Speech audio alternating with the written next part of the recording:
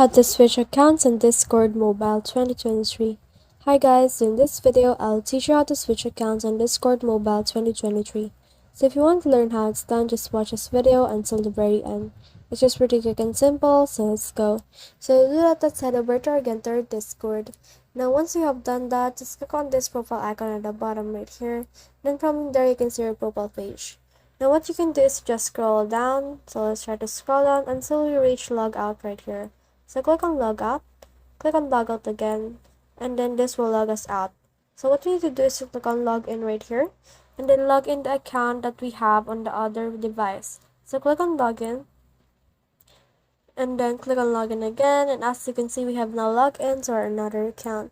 So that's the whole process. I hope this video helped you to switch accounts on Discord Mobile 2023. If you have questions or comments, kindly put in the comment section below, and if not, don't forget to subscribe and like. Thanks.